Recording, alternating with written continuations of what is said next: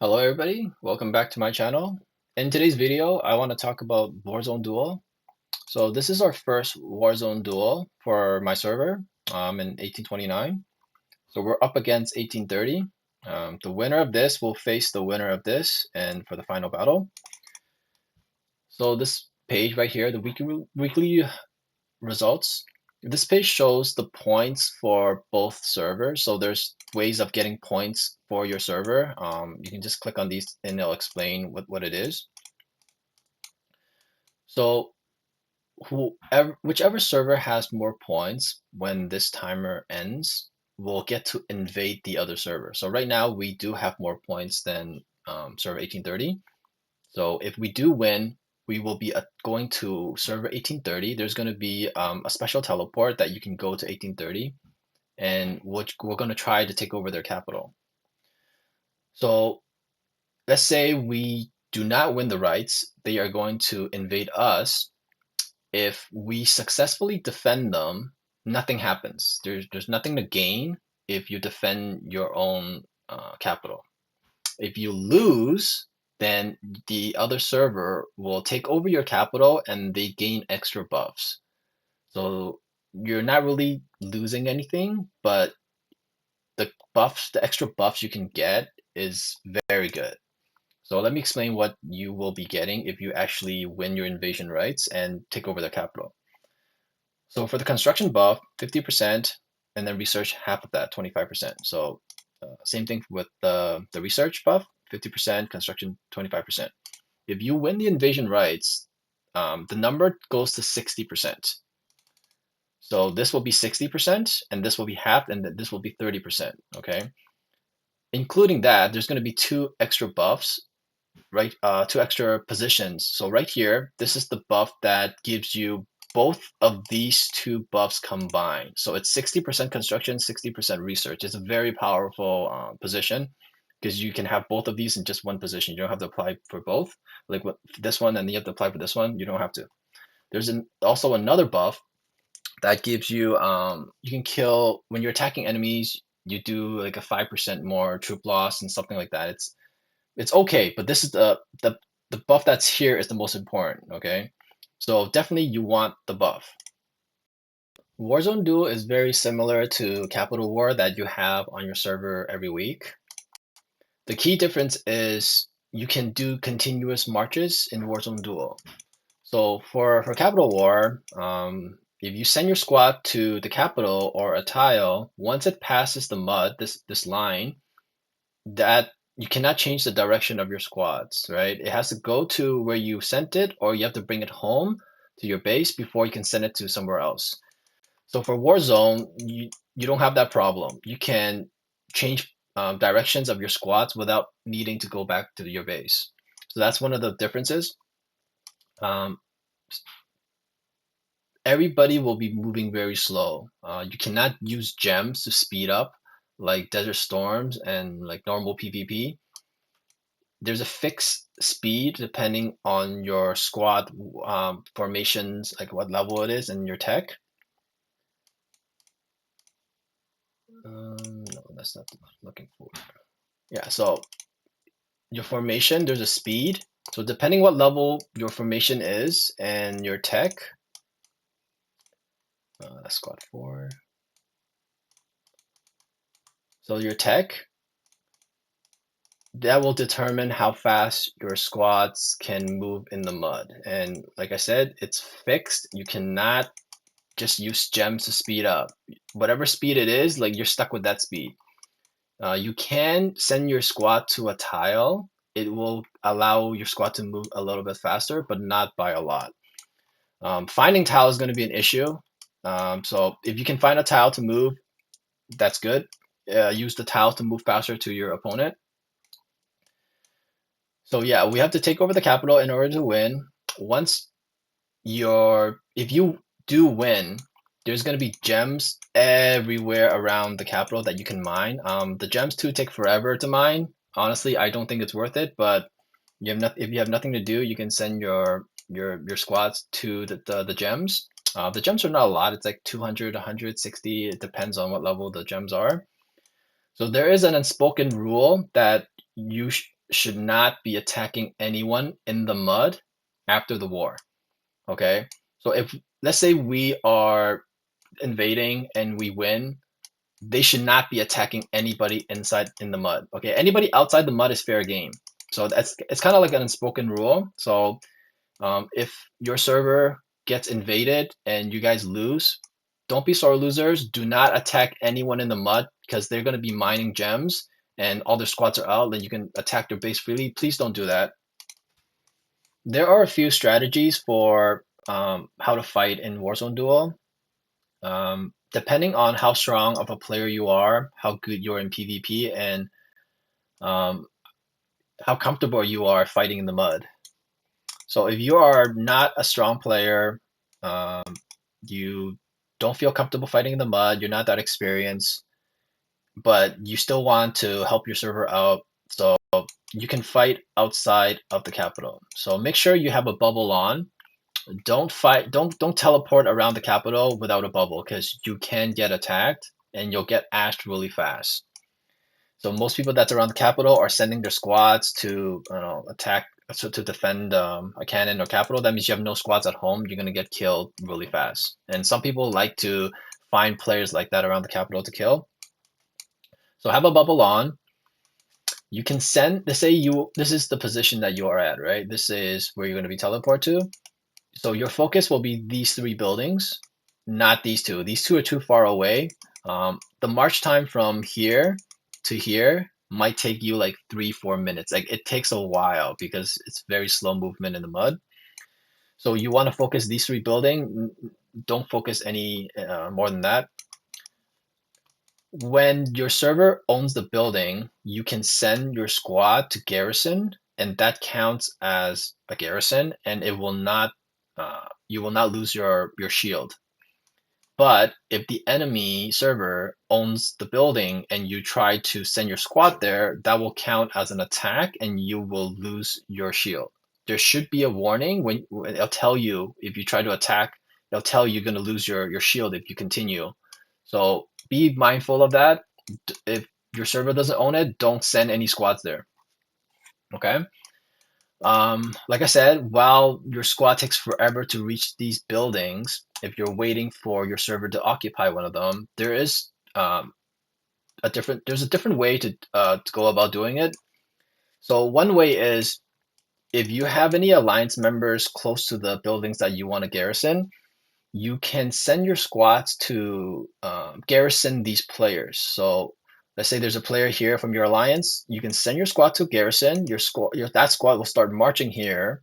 So while it's on the way there, if one of these buildings gets occupied by your server, then you can just change that squad's direction to garrison instead of garrisoning the player from your alliance. So that's one strategy to make it faster for the squad to get to these buildings, okay? Because sometimes maybe these three buildings are occupied by the enemy server for a long time, and you're just waiting here doing nothing. Like it's a waste of time, right? So during that time, you can still get your squads closer to these buildings. So another strategy you can you can do is find something on this side. Okay, find a tile, not a base. Okay, you can I think you can, yeah, only find a tile. Okay, so find a tile that's across. You can send your squad there. So your squad's gonna start marching all the way there, right? It's gonna go there, go there, go there, go there. So once it reaches this area and there's no buildings opened up for you, you can just send your squad back by clicking this button. It will start marching back to your base. Okay. So if it does that, you can maybe around this area, and none of these buildings open up yet. You can just find the same tile you used before and tell that squad to go there. So your squad is just hovering back and forth around this area while you wait for one of these buildings to open up. So that's another strategy. Obviously, if you're playing on your phone, that will be harder to execute. I am going to be playing on a computer, as you can see. It's just a lot easier in terms of PvP. So if you can play on the computer, definitely play on the computer.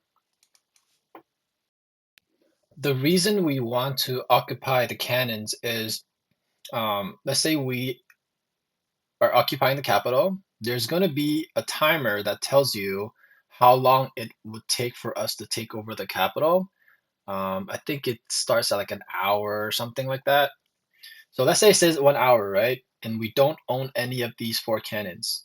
If we somehow occupied all four, that 1 hour will be reduced by a significant amount. I think like maybe 50%. Like it's a big amount. Without the cannons, it takes forever to occupy the capital. So the cannons are just as important as the capital. Another benefit of owning the cannons are if the enemy server takes over the capital, your cannons will start attacking the capital, and that will reduce the HP of all the squad that's garrisoned in the capital. So yeah, cannons just as important as the capital, but the capital is what we need to take over to win. If you are planning to fight in the mud like me, I'm just going to show you my strategy and how I will be doing my PvP in the mud. Everybody has different playstyles, so what works for me might not work for you. So scenario number one is I want to be parked right next to a cannon. That would be the best case scenario. That would be the best positioning I prefer. If I'm not able to do that and the capital surrounded, or I had to leave the battlefield and come back and I couldn't get that position, then if I'm forced to fight around this area, then that would be scenario number two. So let's talk about scenario number one. If I'm able to park right next to a cannon, my squad 2 was sent to the capital all the time. Doesn't matter if it's attacking or defending, it'll always be going to the capital.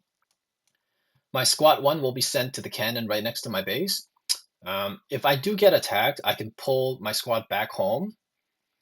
If somebody is really strong and they teleport next to me, what I mean by really strong is their squad 1 can break past my defense if I have my squad 1 on the wall. I'm not going to have squad 1 and squad 2 on the wall. I think it's a mistake. You might be able to defend against somebody slightly stronger than you, but that's going to fill your hospital up a lot faster. So my strategy is I'm next to a cannon, someone teleport next to me, they're stronger than me, I'm going to teleport away. I'm not going to stay here and get ashed. So if I get ashed, even if I don't have any squads on the wall, I'm going to lose around a third of my total troops, that's a lot, right? It takes maybe 30 seconds and I'll lose that many troops. That's not worth it in my opinion. I'd rather teleport away and reposition myself, and I can stay in the fight longer without having to retrain troops. So that's if somebody's right next to me. So let's say I'm here, right? And the person attacking me is all the way over here. He's sending a squad to the cannon, and he changes positions and he starts attacking me. In that case, I'm going to look at what his power is. So I know for myself, I'm close to max troops, and I'm around almost 40 million power. Anybody that's only a little bit stronger than me, let's say he's 50, maybe 55 million power, then I know his squad 1 can't be significantly stronger than mine. It could be, okay, my squad 1 is 9.5. If 11 million power player attacks me, then I know if I can hold my position, he can attack me, and I will have my squad 1 on the wall. He will be able to hit me maybe 3, 4 times without having to replenish his troops. He doesn't have to go back to base to get his troops back. In that case, I'm going to hold my position. I'm not going to leave. I'll let him attack, and then he's going to be forced to have his squad 1 go back to base at some point. Okay, so that means he's out of the fight for that duration. Most likely his second squad will not be stronger than my first squad, so that's why I'm not worried. He has to attack me with his first squad because he's so far away. It's not worth it for him to keep attacking me. He's better off attacking people close to his own base. So same thing for any player, same thing for you. If you are planning to attack somebody, try to attack people that's close to your base. Okay, so that's scenario number one. Stay around the cannon. So scenario number two, let's say I cannot position myself next to a cannon. I'm forced to fight around this area. In that case, I will be, let's say, okay, we'll use my base as an example right now. Let's say this is the mud, right? Anybody that's close to me, so these players, I don't mind attacking them with my squad 1 if they have squads on their wall. So I'm going to scout, right? I'm going to scout this player that's close to me. If they have any squads on the wall, so if you do a scout, You don't have to go to the mail to see the scout to see if they have anything on the wall. So there's a convenient button right here. If you click this, you can see what you just scouted. So this player has squats on the wall, right? If he was right next to me and I know I'm stronger than him, I'm going to attack him with my squad 1 because my squad 1 is not home defending, but it's close enough that I can bring my squad back home if I need to. So I'll attack him with my squad 1 if he has squats on the wall. If he doesn't have any squats on the wall, which I almost guarantee a lot of players that's going to be fighting in the mud will not have squats on the wall. It's just a smart thing to do because you don't want to lose all your troops 5 minutes when the war zone starts. So not having troops on the wall will save your troops a lot more, even if you get ashed. So if he doesn't have any squads on the wall, I am going to be attacking him with a squad that has 1 hero with it's level 1. So this squad that I have only brings 75 troops with him to battle. So let's say I'm attacking this guy and he's like, oh, he's getting attacked by a one hero squad. So he puts something on the wall and I die. That's not a big loss for me, right? By the time he does that, I probably hit him like a few times already. So he probably lost a lot of troops from my attacks. If you don't have any squads on the wall, you still lose troops. Every time your base gets breached, they attack your drill ground directly. The amount depends on your tech and how many troops you have, but you lose troops regardless if you have any squads on the wall defending.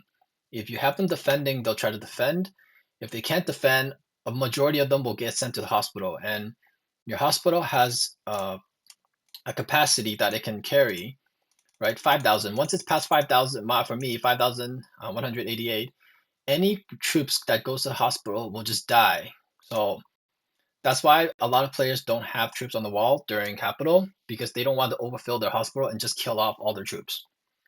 Okay, so yeah, anybody close to me, I'm gonna attack. So let's say these bases, right? That's further away. I will never attack them with my squad 1. They will never be attacked by my squad 1. Why? Because if I'm sending my squad 1 to attack this guy and someone just teleports next to me and start hitting me, I'm too far away to send my squad back. And if I don't want to teleport away, I'm gonna lose a lot of troops. And if I can't get back in time, I'm gonna get ashed. I'm gonna lose the troops anyway. So I'll be forced to teleport away, which for the Warzone duel teleport, it's the same as capital. So not capital. Sorry, the versus. There's a 5-minute cooldown. So if I'm forced to teleport back to my home, my own server, I won't be able to get back in the fight if it's on cooldown. And because my troop is not at home, one of my squads are out, I can't use random teleport or advanced teleport. Your squads has to be at home to use those teleports in the same server. So that's why I always have squad 1 at home. If someone's stronger than me, way stronger than me, like when I was next to the cannon and they start attacking me, same thing. I'm forced to attack, to leave and then come back. Like I need to reposition to preserve my troops so I can stay in the fight for longer. Okay, so this is scenario 2. So yeah, anybody close to me, I can afford to attack with squad 1. Anybody far, I will not attack. So let's say these players, same thing as the ones close to me, if they don't have any squads on the wall, I'll be sending my 1-man squad to attack them. My squad 1 will stay at home because I am so far from the capital, I cannot afford to send my squads to the capital or the cannon. So in that scenario, I will focus on ashing the players that's in the mud. If you are completely out of troops, you can still help out by going into areas where there's a lot of enemies and just teleport there and let them attack you. This will distract them from attacking the capital or the cannons, and it'll distract them from attacking other people. So you're not really taking any losses if you have no troops. You will be losing a small amount of resources, but most likely everybody has hit their plunder limit to 5%, so you won't be losing a lot. That's it for this video. I hope you guys enjoyed, and I'll see you guys next time.